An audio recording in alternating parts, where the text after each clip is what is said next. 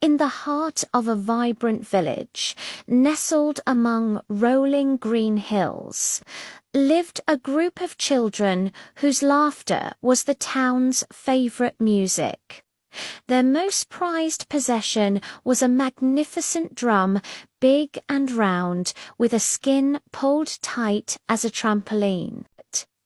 Every afternoon they would gather in the village square, and one child, chosen for the day, would beat a rhythm that sent birds scattering and made everyone's feet want to dance.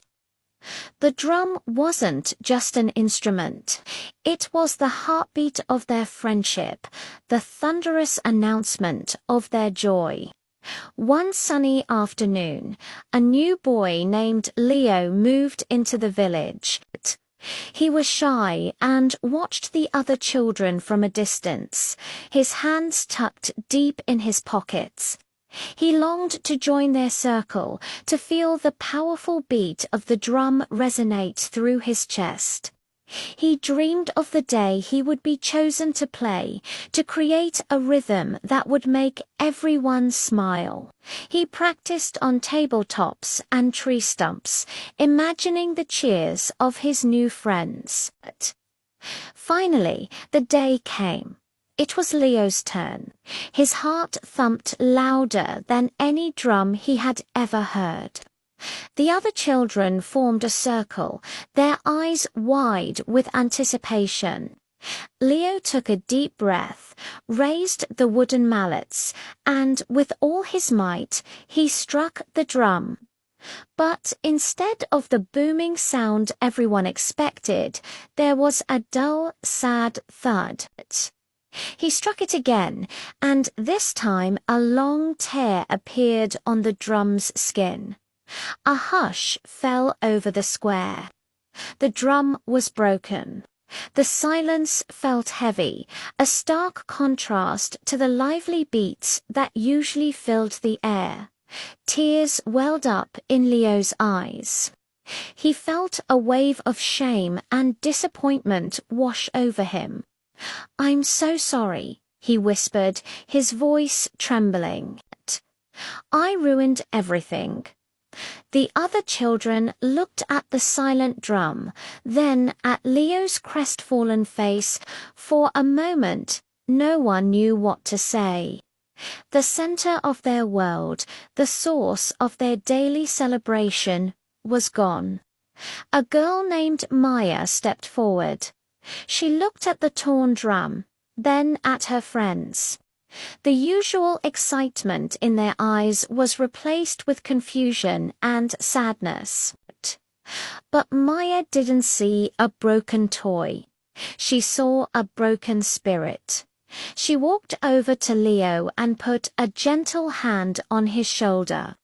"It's not your fault, Leo," she said softly. "It was old. Maybe it was just its time to rest." Another boy, Sam, nodded in agreement. "She's right. It wasn't you." One by one, the other children gathered around Leo. They didn't have their drum, but they had each other. The silence in the square was no longer awkward or sad. It was different. It was peaceful. Then Maya had an idea. "We don't need the drum to make music," she declared. She started clapping a simple rhythm. 1, 2, 3, 4. Sam joined in, stomping his feet to the beat. Soon another child started clicking their tongue, and another started humming a low, steady note. Leo, watching this new orchestra take shape, slowly began to clap along. The square, once filled with the sound of a single drum, was now alive with a symphony of human sounds clapping, stomping, humming, and laughing. They created a new kind of music, a rhythm born not from a drum, but from their unity. They danced and sang until the sun began to set, their shadows stretching long across the square. They discovered that the joy they shared wasn't in the loud boom of the drum, but in the simple act of being together, creating something beautiful as one. The broken drum lay silent, but the children's hearts were fuller than ever.